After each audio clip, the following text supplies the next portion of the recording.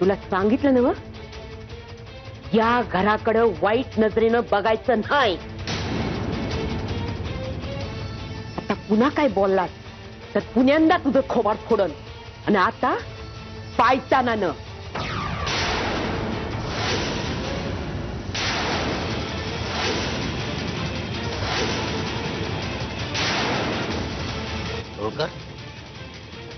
बाई मगा धन आम्हाला काय काय बोलते. तुम्ही शांत. तुमचा इथं काय संबंध नाही.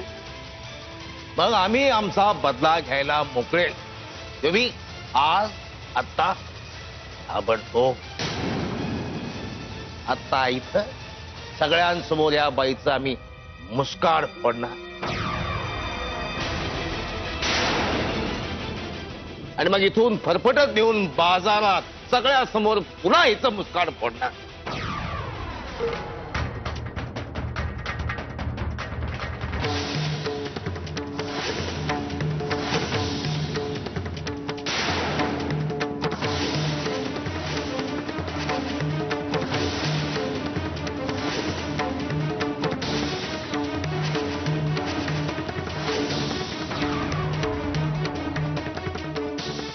बस मगापासून तुझा तमाशा बघतोय. आता बस. तुझ्या तोंडाला येईल ते बोलायला हे तुझं घर किंवा तुझं ऑफिस नाहीये. हे माझं घर आहे. सत्यजित मुधोळकरचं घर. फक्त ऐकायचं, तोंड उघडायचं नाही. माझ्या घरातल्या कुठल्याही माणसाला मुस्कटात मारणं तर लांब राहिलं. केसाला जरी धक्का लावलास ना तरी तुझा हा हात तोडून तुझ्या दुसऱ्या हातावर ठेवेन. रस्त्यावर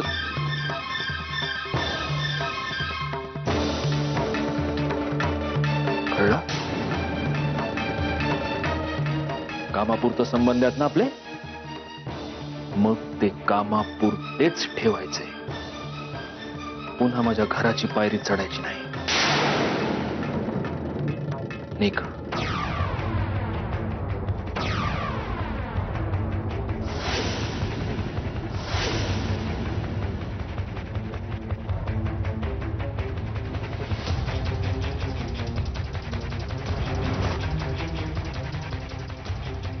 तांबडे बाबा तुमचं रक्षण करो.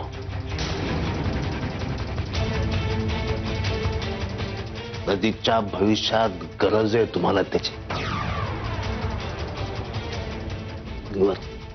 प्रोटेक्शन.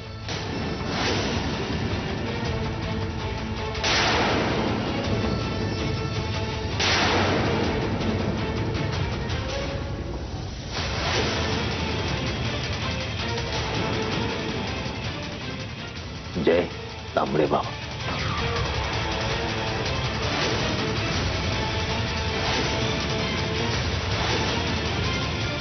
जय तांबडे बाबा.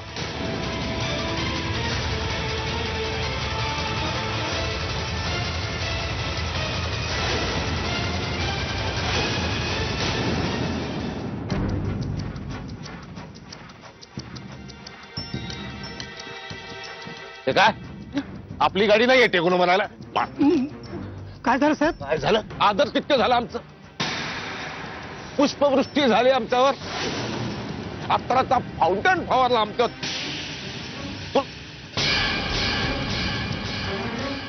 तुम्ही दिसलं का इकडे तुला? नाही. मग गाडी काढ ना. तावडी सारं म्हणल्याची सारवायची. तुला काय करायचं मामलेदार कधी येणार ते? पेट पेट दुखायला किती घेशी माझा जीव. अरे इस्तवाच्या धन्या कस आला तुला हिव. अगं शाले, अगं तू इथं कुठं बसती? वर बस की. अगं खाली बसायची सवय तुझी मोडली असेल. बस की वर. मी सवय ती पुन्हा लावून घेईन. म्हणजे तुमच्या शेजारी बसता येईल ना मला. सासूबाई, एवढं सगळं घडलं घरामध्ये आणि तुम्ही हसताय. शाले, कसं असतं या, आपल्याला वाटतंय दुष्काळ पडलाय, पाण्याचा एक टिपूस बी नाही. मग आपण सारखे सारखे आपल्या ओळखीच्या ठिकाणावर जायला लागतोय का? कारण आपल्याला ठाव असते कधी काळी तिथं वडा होता, आपण तिथं आशेने जातोय. पण काळाच्या ओघात हरवलेला तो वडा आपल्याला काही सापडत नाही. आणि वरून राजा बी आपल्यावर किरपा करत नाही. समद कसं रखरखीत वाटायला लागते. मला कळत नाहीये तुम्ही काय बोलताय ते. शाले, त्यानंतर एखादा दिवस आपण ठरवून टाकतोय की आपल्याला त्या वडाची आस नाहीच आहे. आपला त्याच्यावर विश्वासच बसत नाही. म्हणजे तिथे वडा नव्हताच असं आपण म्हणून चालतोय. आपण त्या वड्याकडे पाठ फिरवून जायला लागतोय आणि तेव्हा एकदम जमिनीचा ऊर पडून पाणी उसळी मारून वर येते. तेव्हा आपल्याला कळतं तिथं वडा होता, पण वड्याची बाहेर येण्याची वेळ ठरलेली नव्हती. सासूबाई, तुम्ही काय म्हणताय ते आत्ता लक्षात येते माझ्या. शाले, आज मला लय आनंद होतोय बघ, लय आनंद होतोय. मला कळलंय माझ्या लेकराचं माझ्यावर प्रेम आहे. त्याच्या मनात माझ्याबद्दल वलावा आहे. तो मातीच्या ढिगाऱ्याखाली ढापला गेलाय बघ. पण तो बाहेर येणार, ऊर फोडून बाहेर येणार. सासूबाई, माझा सत्या आधीपासूनच मायाळू आहे हो.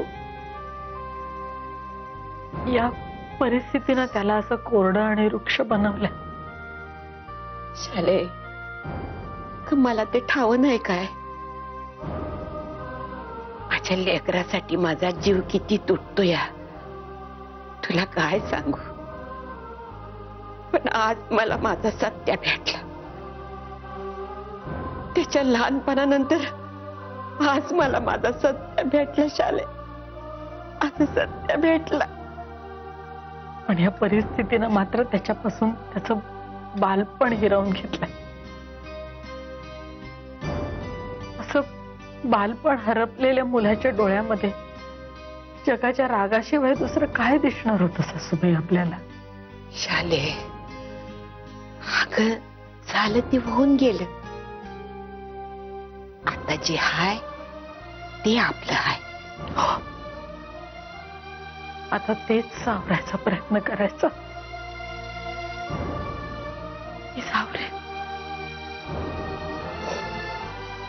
पण पुन्हा त्याला बालपण नाही देऊ शकत. माझे बी किती दिस राहिले किती नाही ते मला ठाव नाही. पण मी सांगते, मी माझ्या लेकराचं सुख बघितल्याशिवाय जायची नाही बघ. आणि एक इच्छा आहे माझी, माझ्या लेकरानं मला आजचे म्हणून मारलेले हाक ऐकायची आहे शाले मला.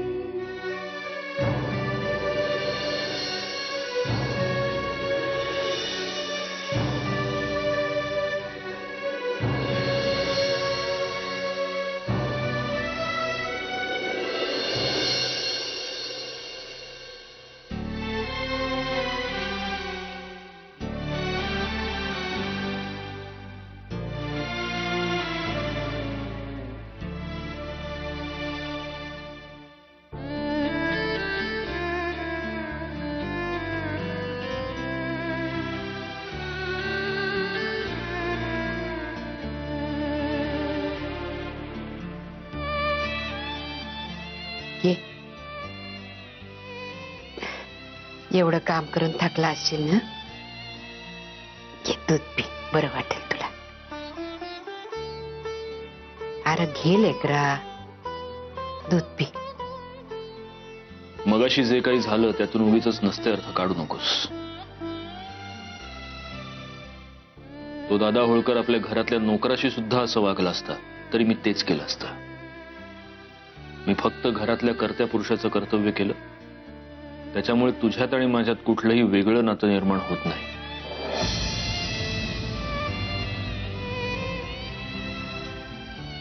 समजा तूच बोलतोय आज, म्या कुठे काय बोलले. घे दूध घे.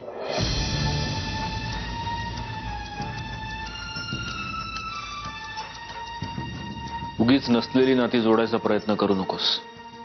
या वयात तुझे कष्ट वाया जातील, बाकी काहीही होणार नाही, कळलं? बरं ठीक आहे, ऐकलं तुझं समद म्हणणं, ऐकलं म्या. पण हे सांगायची काय गरज होती का? चल लेकरा, दूध पिऊन घे. चल.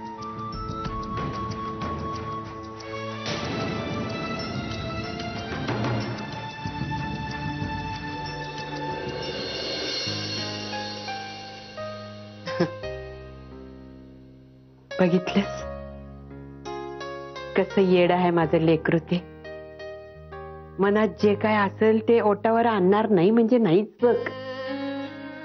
खुळ ग खुळ. अगं पण किती दिस मनातल्या गोष्टी मनातच ठेवणार त्यो. कधी ना कधीतरी बाहेर येतीलच की.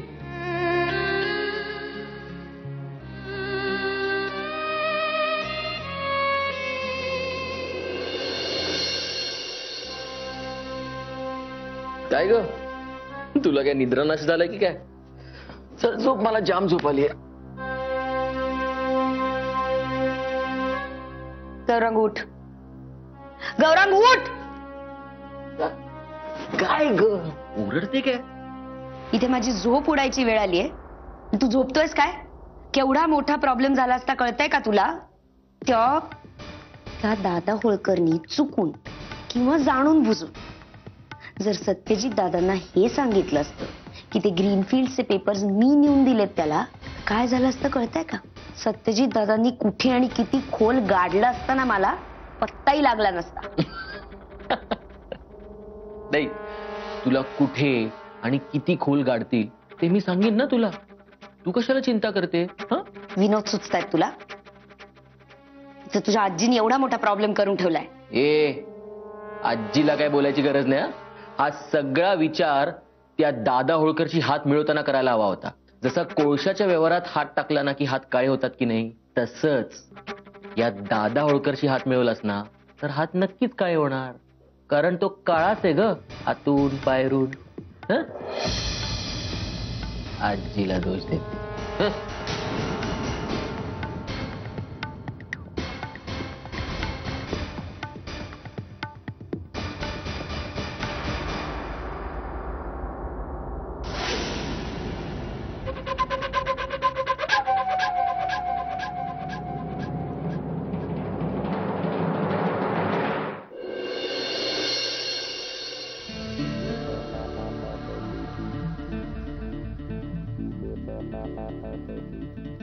मावशी ये. मला वाटलं माझ्या रूमची वाट विसरलीस की काय. किती दिवसात निवांतपणे बोललो नाही होत आपण. हो ना मावशी, मला माहितीये तू खूप टेन्शन मध्ये असणार.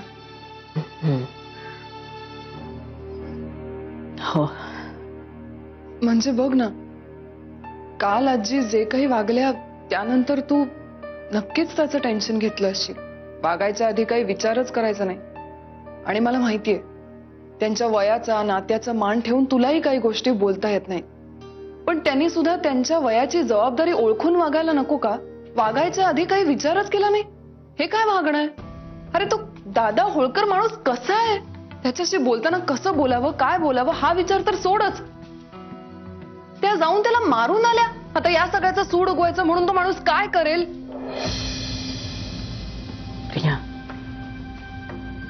तू या सगळ्याची काळजी नको करू बाळा. मावशी कशी काळजी करू नको मी? मला तर कळतच नाहीये.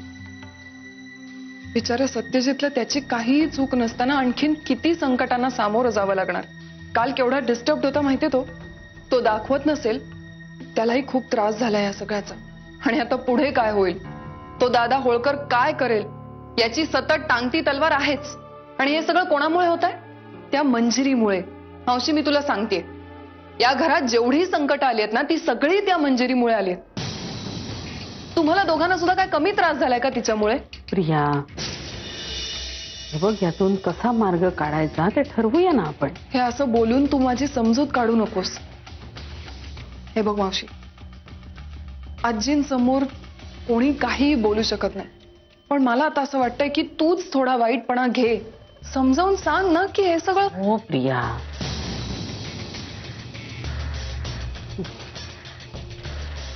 सासूबाई त्या दादा होळकरकडे गेल्या आणि तिकडे जाऊन त्यांनी जे काही केलं, मोठं धाडसाचं काम होतं ते. आणि त्याबद्दल मला त्यांचा अजिबात राग नाही, उलट अभिमानच वाटला त्यांचा. माझ्या अंगामध्ये ही धमक असती, मी तेच केलं असतं. पण मावशी, या मंजिरीमुळे घरातल्या प्रत्येकाला. प्रिया, प्रश्न मंजिरीचा नाहीच आहे. प्रश्न आहे तो मुधोळकरांच्या घरात येणाऱ्या बाळाचा. आणि दादा होळकर त्या बाळाबद्दल इतका अभद्र वागलाय, त्याला माफी नाही.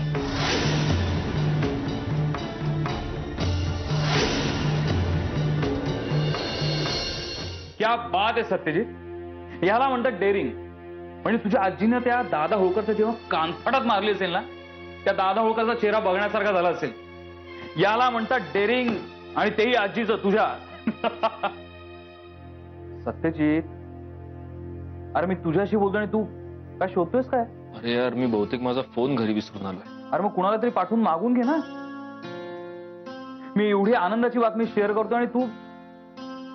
सत्यजित, पण काही म्हणा, आजची ब्रेकिंग न्यूज काय, तर तुझ्या आजीनी त्या दादा होळकरच्या कानाखाली मारली, हीच. व्यंग, तुला किती वेळा सांगितलंय, ती बाई माझ्या आईची सासू आहे, ती माझी आजी नाहीये. अरे सत्यजित, पण. Hello, yeah ma'am. Okay, great. Yeah I got it. Okay, bye, good day. Satyajit, guess what, good news आहे. काय? ग्रॅहम जॉन्सन भारतात आलाय. ग्रेट, आजच्या आज मीटिंग फिक्स कर, आजच भेटूया. अरे हो सत्यजित, त्याच्या सेक्रेटरीचाच फोन आला होता आणि त्यालाही आपल्याला भेटायचंच की. मग आता तो मुंबईत आहे, कोल्हापूरला आल्यावर भेटू. आता गाफील राहून नाही चालणार प्रियांका. हे प्रोजेक्ट आपल्यासाठी खूप महत्वाचं आहे. हे डील जर आपण क्रॅक केलं ना, तर दादा होळकरच्या कपाळात शेवटचा खेळा ठोकलाच म्हणून समज.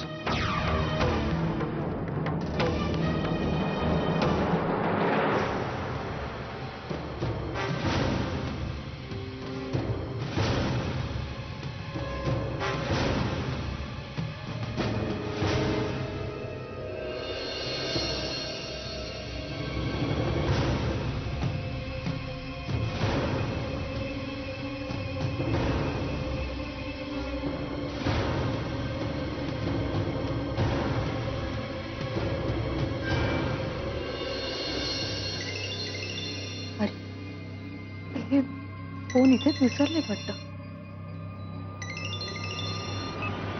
हॅलो हॅलो हॅलो, कोण बोलतंय? मंजुषा होळकर बोलते.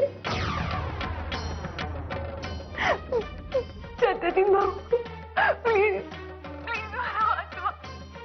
मी खूप मोठ्या संकटात आहे. मला इथून सोडवा प्लीज. प्लीज मला. हॅलो, अहो हा फोन मी